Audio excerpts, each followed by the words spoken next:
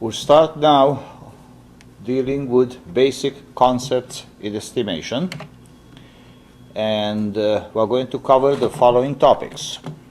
First, we're going to distinguish between the models we will use for parameters in parameter estimation. Namely, there are random parameters and non-random parameters that can be used in our mathematical modeling. We're going to consider the following estimation schemes.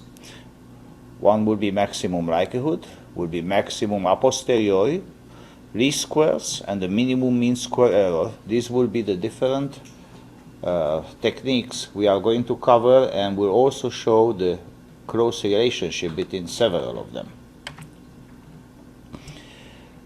Obviously, we will be very interested in evaluating the goodness of these estimators, and we'll have some measures of quality. And extremely important in engineering system is information limit results. Some of the properties that we'll cover will be the unbiasedness, accuracy, that is measured by variance, consistency, that is a description of what happens as we gather more and more data. Do we get to the right value, if there is such a thing? And then the information limit that we'll consider will be the Cramer-Rao lower bound, and associated with it will be a Fisher information measure or Fisher information matrix, depending on the problem we consider. And these are very important because they tell us how much information one has available in the data. And you can never get more information out of the data than it's in the data. At the best, is the same thing. And efficiency essentially says we did get out all the information from the data. So we'll quantify all these concepts and provide the appropriate results. So we start with parameter estimation. Now, what is a parameter? A parameter is a quantity which can be scalar or vector valued, which is assumed to be time invariant. Now, as soon as we gave this definition, you can find abuses of terminology in the literature, namely, if it does change with time, the parameter can be designated as a time-varying parameter. But the qualification here is that it must change slowly compared to state variables of a system. So we really have parameter estimation for time invariant or almost time invariant quantities, and there will be state estimation, which is for dynamic systems, will be covered starting a couple of chapters down the line. Now, how do we formulate the problem of estimating time invariant parameters? We are given some measurements. Z, number j, is a function h of the number of the measurement. This is a time index, just an index if you want, or it can represent discrete time. Also function of the x parameter of interest, and w of j. And these w's are disturbances or noises, which means we never make a measurement which is directly of the parameter. We measure it in the presence of some noise. Now we want to find the function of these k observations, x hat of k or x hat of k and z super k, where z super k will be a compact notation for the data set z at j or z of j, j going from 1 to k. So this is the cumulative data set from those k observations. And this function, our estimator, will be function of how many data points we have in general, as well as the data points themselves. Now we want to solve this problem by estimating the value of x in some sense. And as soon as we mention this, we think of optimality, and therefore we need a number of additional definitions. So the function that we defined, x hat of k, which is x hat of the data, is called the estimator. The value of this function is the estimate. While these terms are really not the same, sometimes it's hard to distinguish and keep the language straight, so we'll use them somewhat interchangeably. Now we are interested, on our way to defining optimality, the estimation error. If we have an estimate x hat, we define the error as the difference between x and x hat. We can use an alternate notation to our estimator, x hat of z, which is standing as a shorthand for x hat of k and z super k. So we can use the full set of arguments, we can use just a k, or we can use the set of observations. Depending on the situation, we'll use the one that is the simpler notation and the most convenient.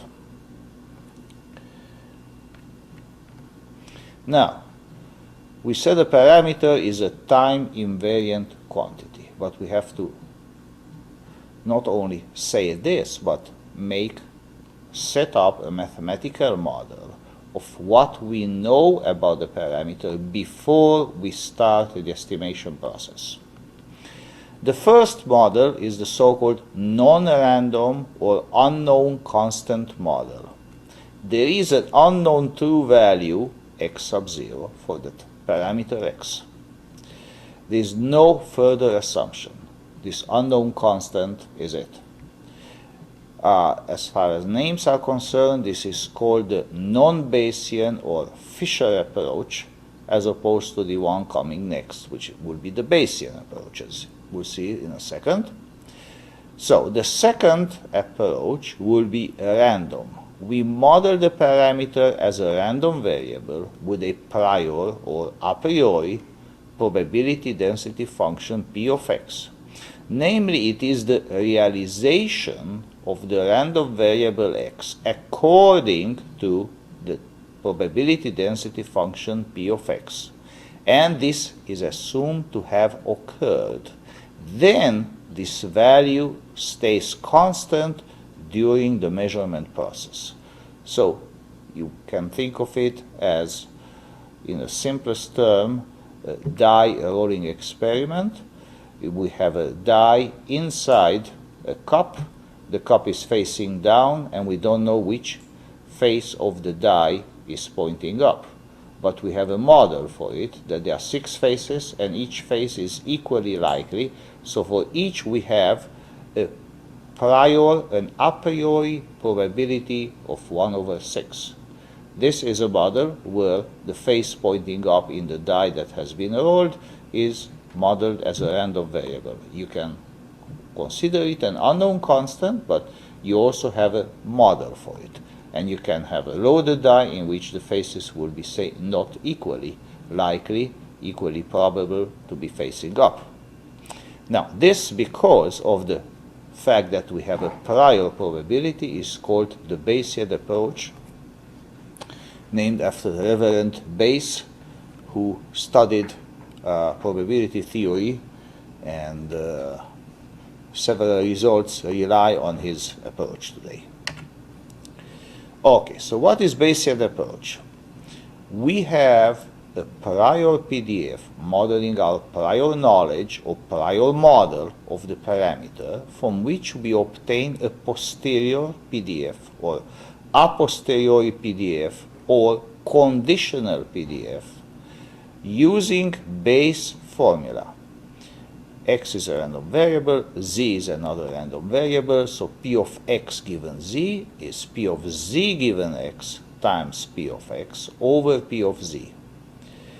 The denominator p of z really is nothing but a normalization constant, because it guarantees that integrating the numerator over x, and what we have in the numerator is p of z and x, the joint PDF of z and x. That's according to the definition of joint probability.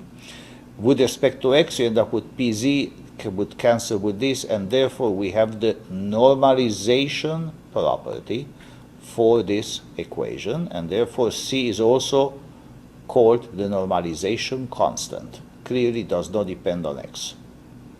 Now, if we have a prior, we have a model for the measurements, we can obtain a posterior using this technique. There are still several ways in which we can estimate x, depending on what we set as our criterion.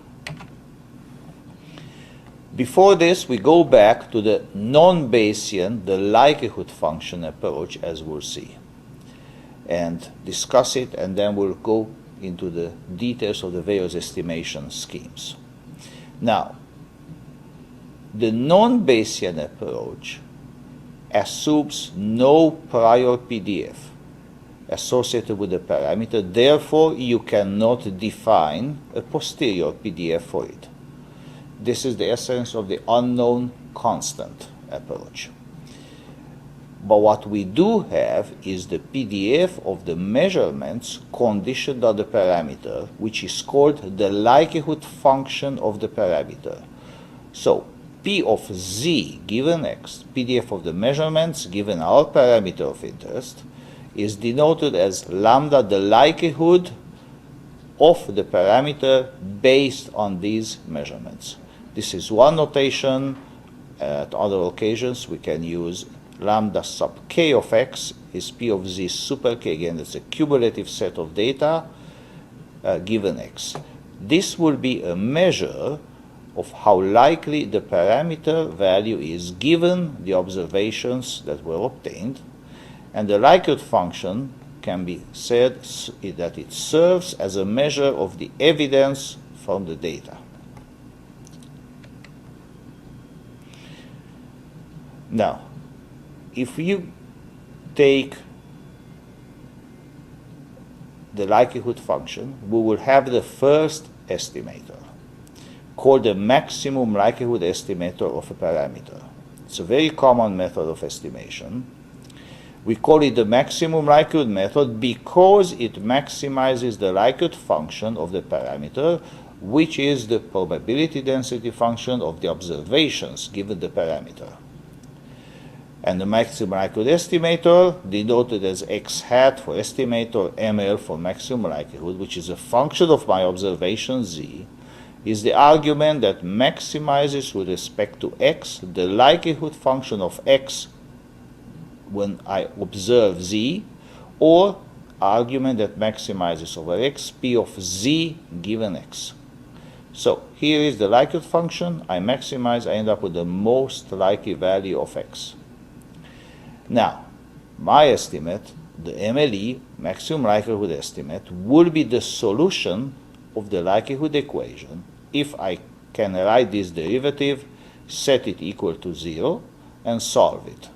In some cases, you can solve it explicitly. In other cases, more complicated, you would need a numerical technique to find the maximum. So one way of finding the maximum, obviously, is setting the first derivative equal to 0. Of course, you have to check whether the second derivative is negative, because that's what guarantees a maximum. So the derivative with respect to x of the likelihood function of x, or of the PDF of z given x, set to 0, yields the solution. A second possibility is the maximum a posteriori estimator. There is a very similar way of estimating a parameter modeled as a random variable, and this is called the maximum a posteriori, or MAP estimator, which follows from the maximization of the posterior PDF.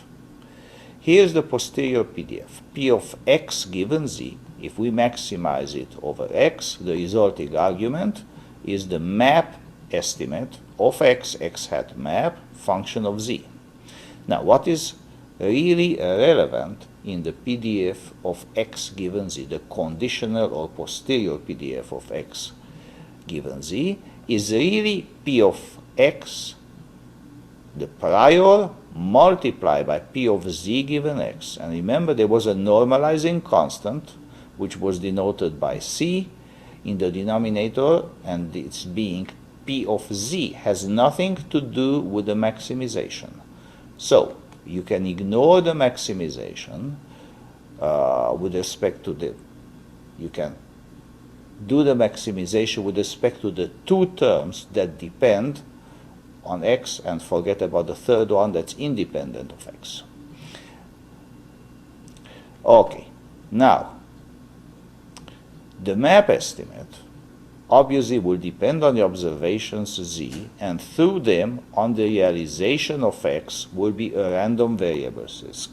We have to understand that we have random observations which have a probability density function given the value of x, and when you have the realization of the z, the observations, you calculate an estimate, and that estimate will be random because the observations were random. Now, what's interesting is to compare the maximum likelihood estimate and the which has no prior, that's the unknown constant, and the maximum a posteriori estimator with a Gaussian prior in a very simple problem to illustrate what can be called the value of prior information. Take a single measurement. Z is x plus w. It's made on this unknown parameter x in the presence of an additive measurement noise w, which we assume to be normal or Gaussian, distributed, has mean 0 and variance sigma square. So w is Gaussian, distributed, mean 0, variance sigma square. Now we'll make the assumption that x is an unknown constant. No prior information about x is available.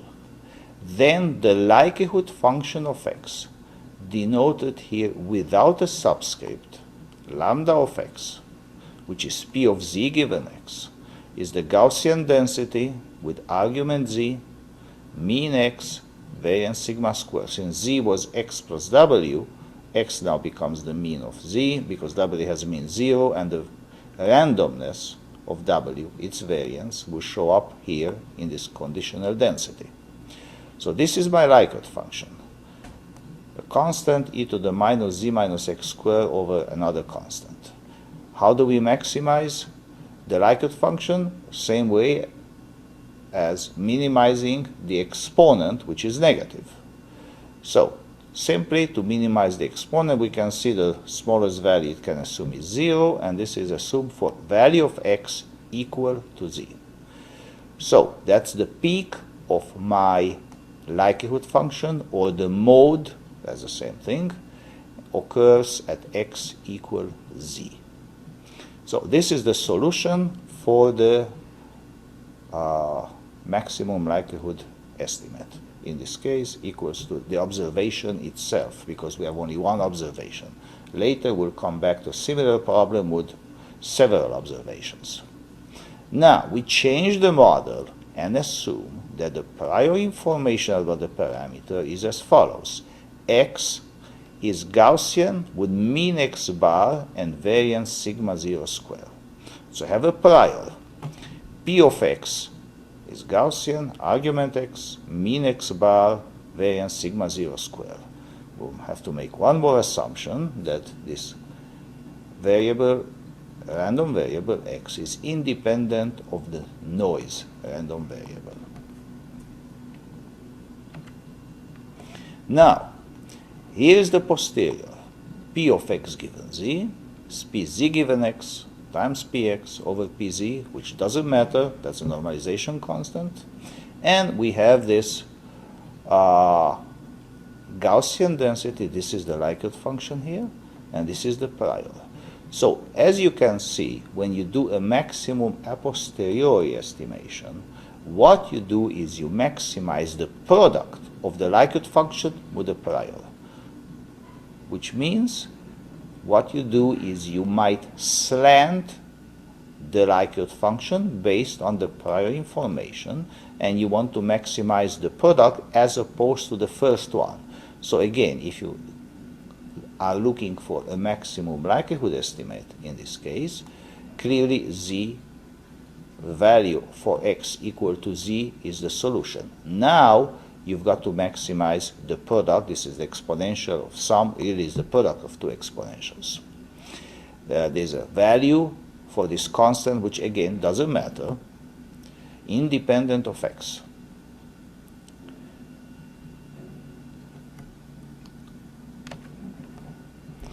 Now, what we can do is we have to minimize the exponent, which consists of two terms, one from the Likert function, one from the prior PDF of x. The procedure to rearrange the exponent is the so-called completion of the squares in x. Namely, you can take this p of x given z and rewrite it as a Gaussian with argument x, some expression psi of z, and some variance sigma 1 square. And you can go through the algebra. It's highly recommended to do it on your own. And you end up with, again, a Gaussian density, x minus psi of z squared in the exponent, and the value of this function, the expression for this function, psi of z, turns out to be some constant times x bar plus another constant times z. So what you have now is this psi of z is a linear combination of the prior mean, because x bar is the mean of the prior PDF of x, and the observation. So instead of saying my estimate, as in the maximum likelihood case, is the observation in this very simple problem, it will be a linear combination of the prior and the observation. It can be also written in a second fashion. It is the prior if the observation, the prior mean x bar, if the observation is exactly of the same value as the prior mean, because then there is no need to modify anything. Otherwise, you can look at it as the prior plus a correction term that is proportional to the difference between what I observed z and what was my best prior mean, prior knowledge for x before I made the observation, and this is x bar. You can see that these two terms here are summing up to unity. So that's what I call a weighted average that can be written in the second fashion, and the reason it is written in this fashion because this will be, it turns out, the form of the dynamic state estimator, the Kalman filter. Now, the variance sigma 1 square, you have a sigma 1, this is the posterior variance of x given z, after a little bit of algebra, turns out to be given by what I can call the parallel resistors formula. Take the two variances, the prior variance sigma squared, the measurement variance. The prior variance is sigma 0 squared, the measurement variance is sigma squared. Use this parallel resistors formula and you end up with the variance of the posterior density. And we'll see this is a measure of the quality of my estimate, and as we know from basic electrical engineering, every two resistors in parallel give a smaller resistance. Therefore, the value sigma 1 squared will be smaller than sigma 0 squared, and it's also smaller than sigma squared, which means you gain information from the measurement in addition to the prior, or from the prior by the addition of the measurement. So what you do is the two help each other. When you maximize that posterior density, there's a simple expression in the exponent, x minus psi. Clearly, the value that you obtain after maximizing with respect to x, that the x hat map, the maximum a posteriori estimate, which will be a function of z, is exactly the psi of z. So that would be the maximum a posteriori estimator for our random parameter x with the prior PDF with mean x bar and variance sigma 0 square. Now, the map estimator for this very simple, purely Gaussian problem, again, we can summarize it. It is a linear or weighted combination of z, the maximum likelihood estimate, which is the peak or the mode of the likelihood function, and x bar, which is the peak of the prior PDF of the parameter to be estimated.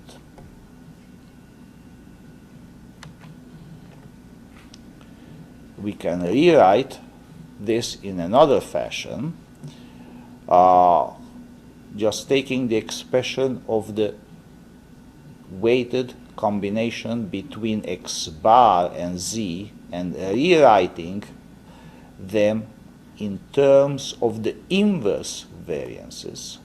We can see immediately that x hat map is some constant here, and the weightings x bar has a weighting inverse proportional to the variance sigma 0 square, and z has a weighting inverse proportional to sigma square. But what was sigma 0 square? Was the variance associated with the prior, and sigma square the variance associated with the measurement, or the measurement in this case is a single one. So what you have is these weightings are inversely proportional to the variances. So what we see is, we know that the variance is a measure of the accuracy of a random variable. The prior information accuracy is measured by the variance. The larger the variance, the less accurate, less meaningful x bar is, the less weighting it gets. If the noise happens to have a large variance, then I don't trust z. And this is how we come up with the optimal combination of the information from two sources. In this case, source number 0 is the prior, source number 1 is the measurement. We can also take the variance equation that we had the parallel resistors formula and write it for the inverse variances. They add up like conductances in a simple electrical circuit. So the inverse variances, they are also called information for reasons that we'll see later. The information is additive. And again, the reason the information is additive is the sources of information are independent. Remember, one of the assumptions we made was that the random variable x with prior mean x bar and variance sigma 0 square was independent of the measurement noise. So the two uncertainties, what I know a priori and what I observe, the second being defined by the measurement noise W, are independent. So the two informations add up. And this is why we have, like, again, two conductances or two inverse variances or two information measures would have this additivity property.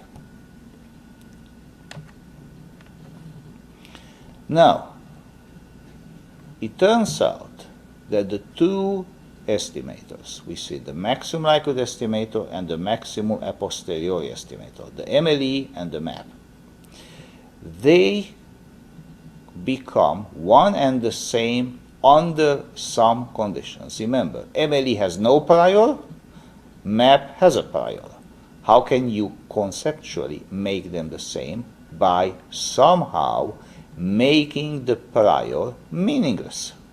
What does it mean mathematically? There's a term for this, diffuse prior. And let's look at this in more detail. When the maximum likelihood estimator was calculated, it was based on the non-Bayesian approach, while the MAP estimator was based on the Bayesian approach. We claim that by taking a diffuse prior for x, the two will coincide. Let's look at Bayes' formula. the posterior PDF of x given z, p of x given z, is the likelihood function p of z given x times the prior p of x divided by p of z. And p of z with the total probability theorem can be written as p of z given x times px dx. This is either the total probability theorem or just the rule according to which, taking the joint PDF of two random variables, integrating out one, you get the PDF, the marginal PDF of the other one. Now, what is a diffuse uniform, in this case, prior PDF?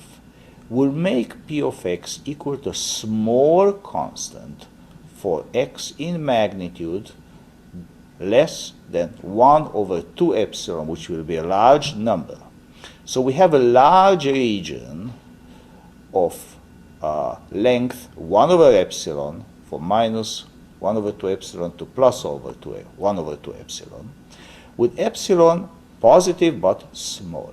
So this is a uniform prior which says, my initial information says that x is anywhere on the real line, because for epsilon very small, I cover pretty much essentially the real line. So this is a limiting process, but we'll consider epsilon finite and small. Now, the denominator, the normalizing constant in base formula, p of z, if I have that uniform prior equal to epsilon over a large enough region, I can replace the p of x here by the constant epsilon. Being constant, it comes out, and I will end up with my integral for the denominator expression as epsilon times a function of z. And this function g does not depend on x, because I integrated out x. So, what we have now, back to base formula, p of x given z is p of z given x times the prior, which is epsilon. So p of x is epsilon. In the denominator, my p of z becomes an epsilon g of z. So what happens? Epsilon now cancels out. So what do I have here? The posterior equals to the likelihood function divided by normalizing constant. I can carry out this cancellation because of the assumption that epsilon is non-zero. Obviously it has to be positive. And I use this approximation that I essentially cover with the range between minus 1 over 2 epsilon and plus 1 over 2 epsilon all the relevant parts for this integral. Therefore, with small enough epsilon, I end up with what is called an improper prior, and it is called improper when epsilon goes to 0, because it does not integrate to unity anymore as a proper PDF does. It has height 0 over an infinite length, so what we say is an improper prior, and the other term for it is non-informative because it carries no information about the parameter. Uniform distribution over an infinite interval at the limit. So, the conclusion is a diffuse or non-informative prior causes the posterior PDF of x to be proportional to its likelihood function, and thus the map estimate will coincide with the maximum likelihood estimate. You can see that you maximize the right-hand side as the maximum likelihood estimate. The left-hand side is the map function that, if maximized with respect to x, yields the map estimate. So the two will coincide because there is a constant of proportionality between the posterior PDF and the likelihood function. And this really brings together, under the same roof, conceptually, the two approaches, the MLE and the MAP, map approach. Now, this brings up the issue of Bayesian versus non-Bayesian philosophies. The non-Bayesian ML is non-Bayesian, is, in view of the above discussion, nothing but the same as the Bayesian map estimate with complete prior ignorance, because this is what a diffuse prior represents at the limit. This provides a nice philosophically unifying view of the Bayesian and non-Bayesian approaches to estimation. Now, in spite of the fact that the diffuse prior does not integrate to unity and has no moments, if it's zero, what is the product of zero over the length of the whole real line, which is infinity? Again, at the limit it does not exist, but we can manipulate sufficiently well what we are interested before the limiting process for, as I said, very small epsilon. So, it's interesting that with this, after passage to the limit, you have an improper prior, but the posterior will be proper. So you end up with a PDF which does integrate to 1 and has moments.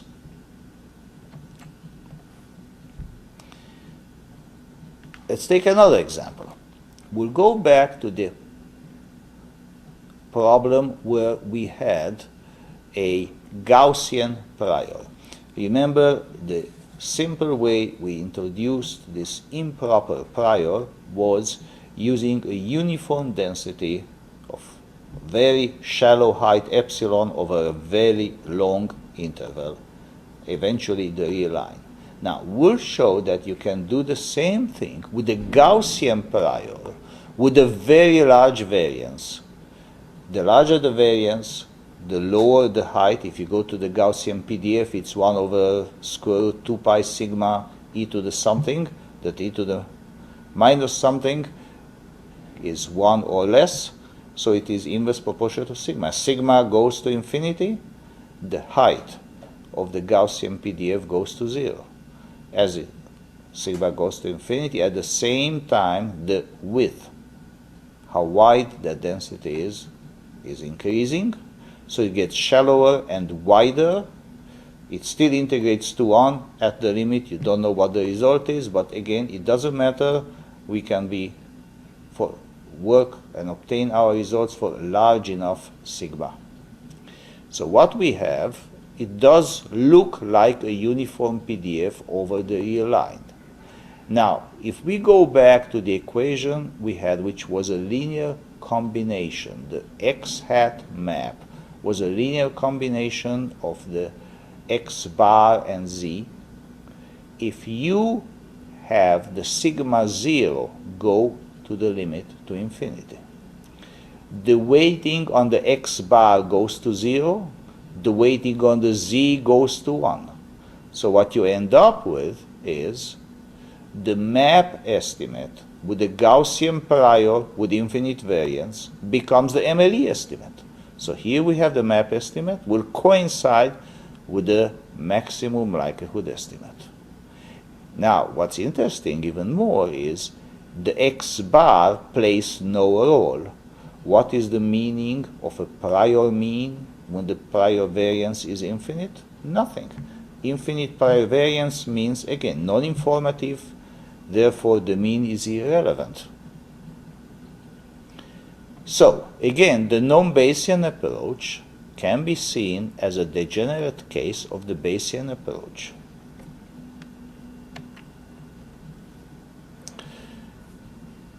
There is a concept called the sufficient statistic.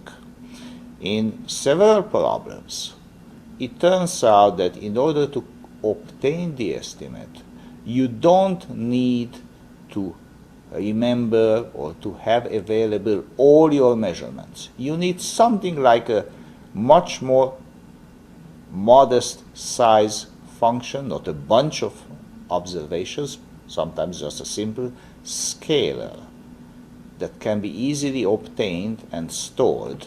So we are interested in this concept of sufficient statistic.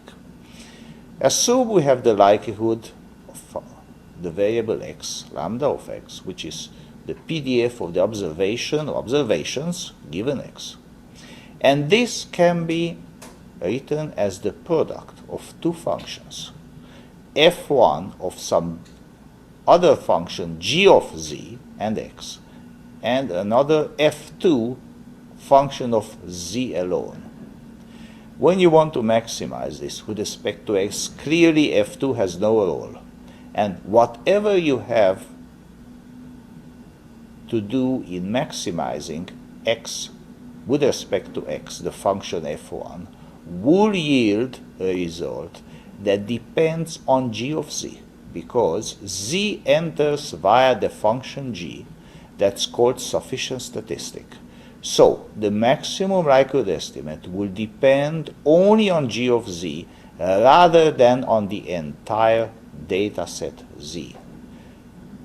So this sufficient statistic summarizes the information about x contained in the entire data, and we are always interested whether there is a simple summary as opposed to retaining or storing and doing calculations on the entire data set. So in many cases this is very beneficial. Here's an example. We take scalar measurements. Number j, z of j, is x plus w of j. There are k such measurements. And we'll model these components, noise values, w of j, are independent and identically distributed zero-mean Gaussian random variables with the same variance, because the IID must have the same variance, sigma square.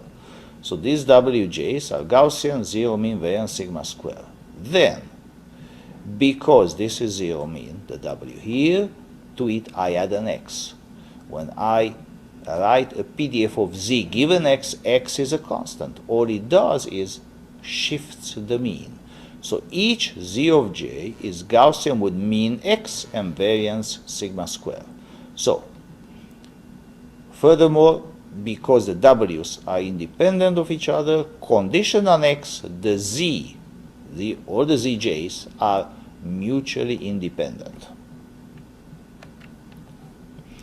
Then the likelihood function of x in terms of the collection of z's denoted as z super k, which is z of j, j going from 1 to k, is lambda sub k of x is p of z super k of x, that's equal by definition, which is equal by definition to the joint PDF of these individual observations z1 through zk given x.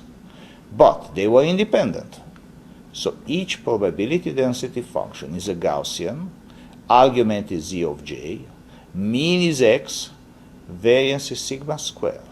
So this is now a constant, normalization constant of all these Gaussians. And in the exponent, what do we have? Because of the common variance is a minus over 2 sigma squared that can be factored out, sum of zj minus x squared. So what we have now is a way that we can rewrite the function into the product of two functions as follows. The normalization constant is here, so this is lambda k of x is a constant. I expand the squares here. I have a zj square, I have a 2 zjx, and I have an x square here. Remember, this is a summation, there are k terms, so that's why I have a kx squared, because each term in the summation is the same. And this is a 1 over 2 sigma square multiplying everybody. Now, I can start grouping the terms. Where do I have x? Term number 2 in the exponent and term number 3. Term number 1 has no x, has only z. I lump it into an f2. I lump the c into the f2. What is my f1? I have this term, kx squared. I can factor out for convenience a kx here. I have another x inside.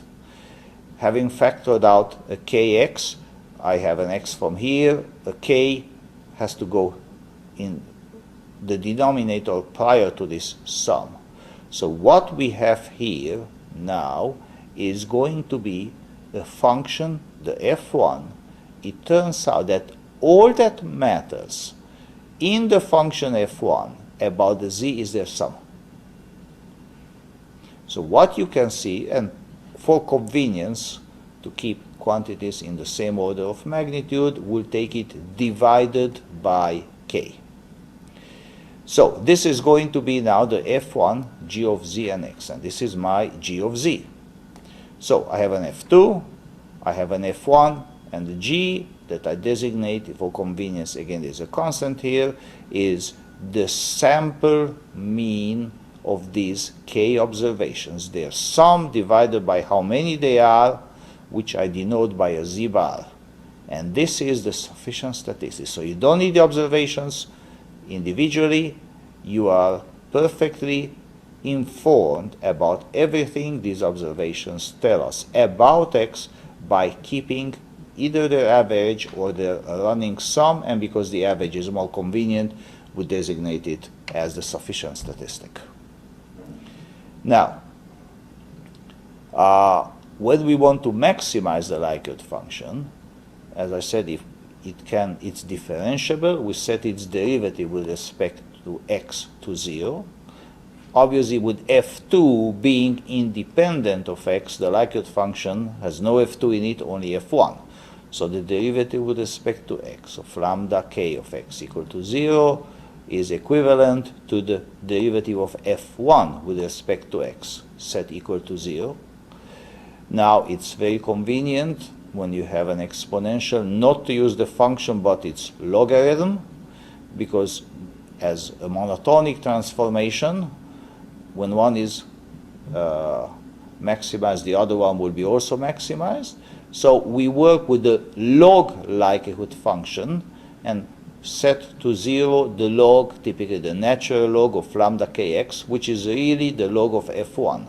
And if you go back to the previous equation, you have set equal to 0 exactly, there was an x minus z bar squared, take derivative, you have x, the maximum likelihood estimate that we obtain here is exactly z bar.